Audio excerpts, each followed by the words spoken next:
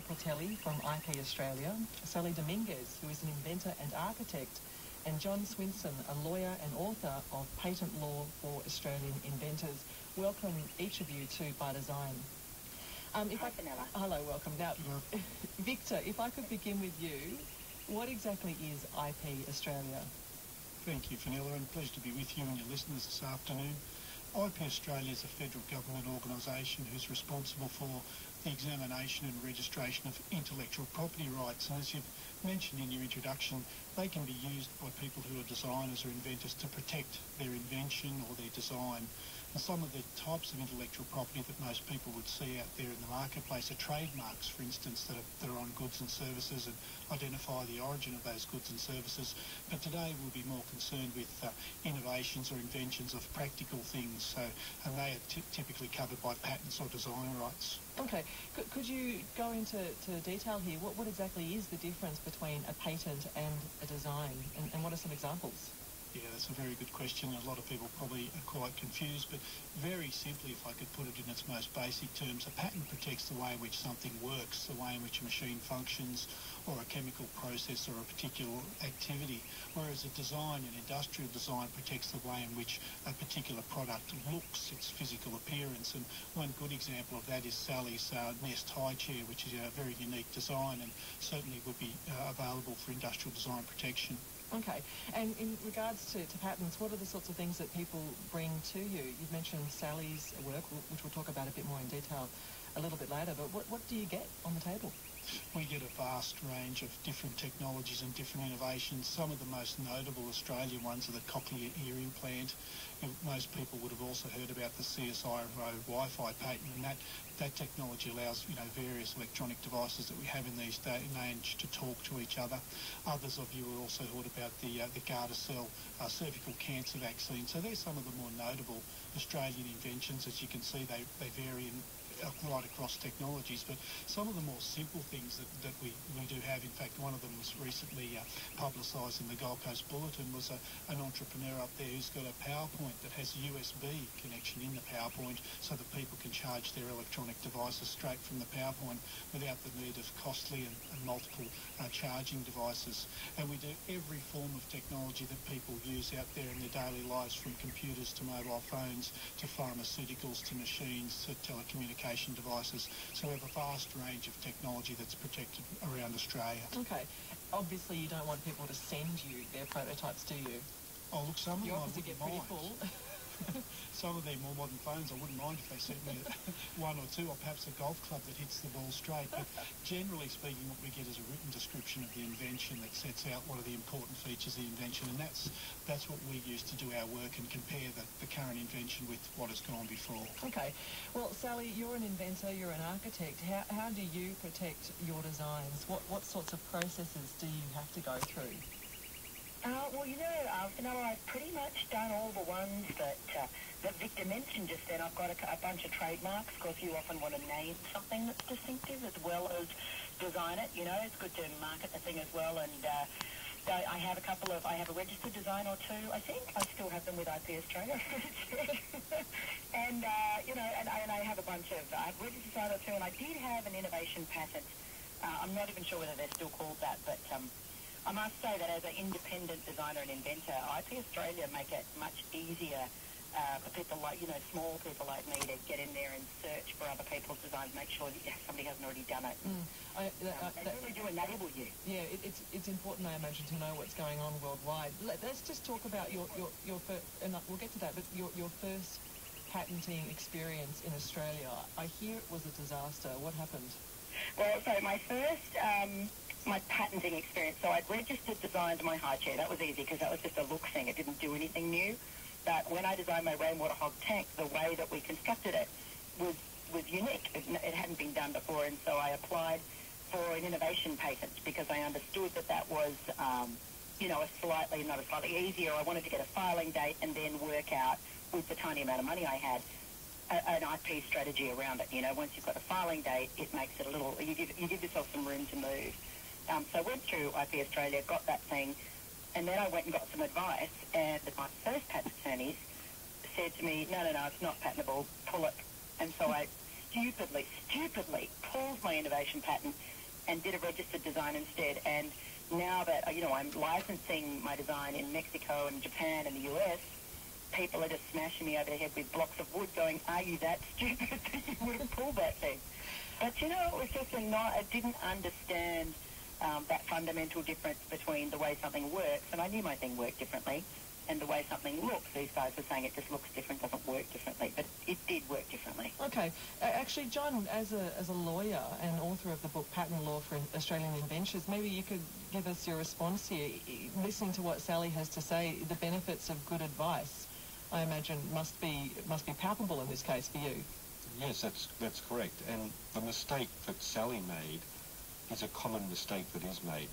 People don't understand the difference between a utility patent that protects functionality and a registered design that protects unique visual appearance.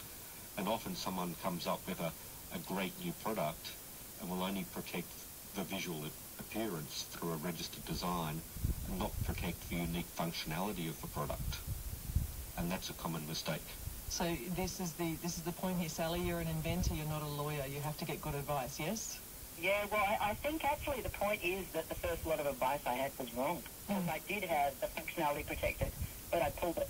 Okay. What is the advice? But anyway, I needed John's book, really, didn't I? Actually, John, on that point then, why did you write this book? What prompted you to write it? Is it stories like Sally's that you felt needed to be addressed? Yeah, there's a lot of books written about patents, but most of them are either written for lawyers or written for inventors who happen to be in America. There's no book that I was aware of that was focused on inventors in Australia.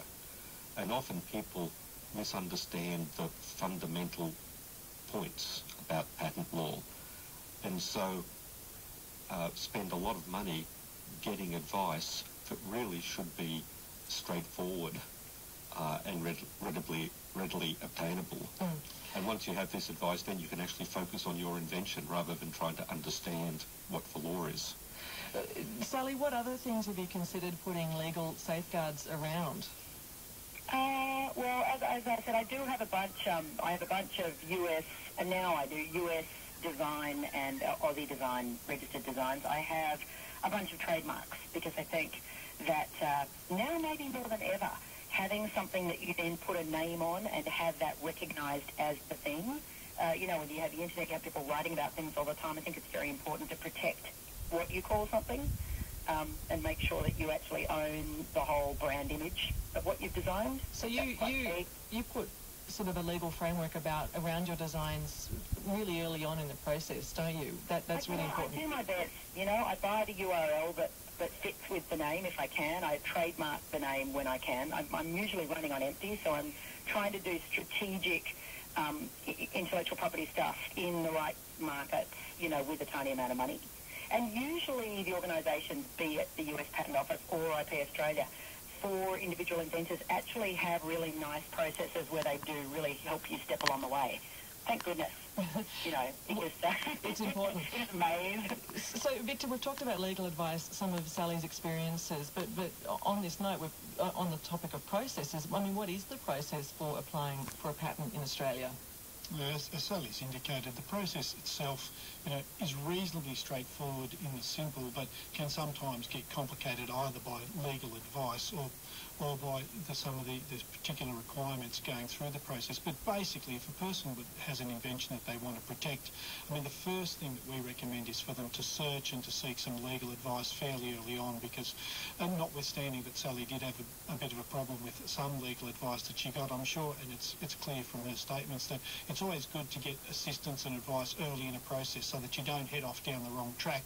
The wrong track that she headed down was not to seek protection on that water tank. But certainly people can apply, for a patent fairly straightforwardly over the internet to IP Australia. There's a fee involved, and once that patent is with application with IP Australia, then it'll go through a process of examination where an examiner will look at the invention, do a search and compare it with what's known around the world, and advise the applicant whether the patent will be granted or not. And if the patent's not going to be granted, we'll let them know, the applicant, what the reasons are for that. And it could take some time, couldn't it? Yeah, well, it can take some time, but look, we find that time's actually for a benefit for the applicant. You don't want to be rushing straight into spending more money on patent attorneys or the patent office for that matter. As John's indicated, you want to put a lot of time and effort and money into actually developing your invention, getting prototypes, seeking to get into the market. And the later you can get, those patent costs to come along, the better. So quite often applicants actually delay their patent costs so that they know they've got their patent application in, they've got their line in the sand, they can continue on with developing their invention and actually see whether it's going to be commercially viable for them to go ahead with that, because people such as Sally don't just have one idea, they tend to have many, and it's a matter of which one's going to be a commercial success. So while it can take quite some time to get a patent application accepted and on the register, I don't think people should worry too much about that. Most of that's actually in the applicant's hands. If they wish for their application to be treated quickly or expedited, we can do that at no cost, and we can certainly have people's results fairly quickly to them, but most people seek not to do that, is our experience. Okay. John, just the differences between Australia, say, and the US, which were mentioned already, is there very different parameters here for people and for you and your job as a lawyer? Yeah, the law is different in each country. And I think the first thing to understand is there's no world patent. You can't get one patent that covers you throughout the world. If you want to get protection in more than one country, you have to do what Sally did and get an Australian patent and then a US patent and a patent anywhere else you need protection. And the law in each country is based upon the same fundamental idea that patents are only granted to inventors, but the procedural rules and some of the finer rules as to what is and is not patentable and how the patent must be prepared and so on differ between jurisdictions. So, do they change as well, even if it differs? I mean, what about just in Australia? Does the law change regularly on intellectual property and designs in this case? Not so regularly. The basic law, which is the Patent Act, came into effect in 1991 time frame, and there haven't been too many amendments to it. So the basic principles stay the same. Around the penumbra, some of the controversial areas, things change. For example, whether a software invention can be patented or whether a business method can be patented, and exactly how you determine whether something is new and novel. Those rules get fine-tuned through the case law, but the basic law remains the same. Is it, if you have an idea, let's just think of one small idea, and you have to register your idea in Australia, the UK, the US, that does sound like a lot of work. Is it a lot of work to do this, to protect your ideas? It is a lot of work. First, it's not just filling in a form and sending it into IP Australia. If it was that easy, then there'd be no need for patent attorneys. And so the idea of the patent is to fully describe your invention so that someone who's looking at the patent once it's granted can understand what you've invented, how to use it, and how to make it. And if you describe your invention fully, then the government grants a patent to you, which allows you to prevent anyone else from making or using that invention for up to 20 years. And so it's quite a valuable piece of property. But you want to describe your invention in your patent application very carefully. Very well. What about the term, the patent troll? What are they? Yeah, so it's a term that's come out of the US, where companies are formed just to buy patents that have been granted. And so, for example, they might say, well, there's going to be a boom in online computer gaming, so let's try to buy all the online computer game patents that we can, and then we'll sue companies that infringe our patents, or try to license those companies that infringe our patents. They didn't actually come up with the invention. They purchased the patents and then tried to monetize them. And that's why we call them trolls. Yes. Have you ever experienced that or seen any design theft, Victor or Sally and Yes, I have. Yes, I've Sally? had both of my designs stolen. I've had, it's funny, I did have one patent attorney I went to that I didn't end up using who said, I don't know why you're trying to start afresh. Why not just do a search, have a look at what other people are doing and slightly change it? And I was like, wow, as a designer, that's the most offensive thing anybody could possibly say.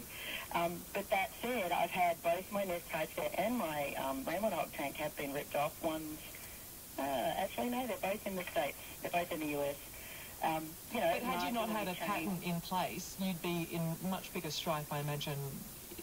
Yeah, no, I didn't have a patent in place. I had design registration, but not for the US. So we did it for Europe. As the guys were saying earlier, you do need a strategy, and so we went originally for Europe for the Nest. We missed the date for the US, and the US was expensive then. I didn't really know what I know now about lodging myself. And so we had it for EU, but it got ripped off in the US. So it was quite a distinctive-looking thing. It got a lot of press, so it was always going to happen. You know, in a way, it was sort of cool. I mean, you know. So what advice then? I mean, for you, what you're basically saying is that it's important to get in early to have a patent strategy from the first place. Is that the key advice? Is there anything else? Well, it is. I mean, I think it's important to have something that you can use to license your design to a bigger company that can do what you can't do. You know, in so many instances, especially for Australian designers and inventors, whether it's a registered design, which is what I used, which wasn't perfect because it couldn't protect the US, but it protected me long enough to put a bunch of licensing deals in place and get a couple of years out of it. Okay. You know? And same with Hog. Okay, well, we'll leave the colophon of the radio show there. And very briefly, this is why I never bothered trying to patent nor register the design of the sunfoil. It is widely understood that solar panels turn sunlight into electricity. It is fully understood that a battery sitting on its own will lose 1% of its stored capacity per day to sulfation, and batteries require being charged. They can either be charged with electricity made by a solar panel, or they can be charged by electricity made from burning petroleum fuel, or you can charge them with a wind turbine. It's widely understood that conventional motor vehicles are equipped with batteries charged by alternators driven by step-up belts, and it's widely understood that step-up belts are torque multipliers, so the alternator is an electromagnetic drag brake, sucking power from the engine, and everybody knows that motor cars drink fuel. And there's no mystery that solar panels should be streamlined if they're going to be used at highway speeds on top of a car. So we have no new principle. So there's nothing to patent, no reason to spend thousands of dollars on that. And if you change any dimension by so much as 10%, then any design registration is worthless. So there's no intellectual property rights, nothing that can be sold, nothing that can be borrowed against. Therefore, I give my best work to the society that I live on the very outside edge of. Search Sunfoil, watch a few clips. Sunfoil Science will give you the data. Sunfoil Short Talk will tell you how to measure your car.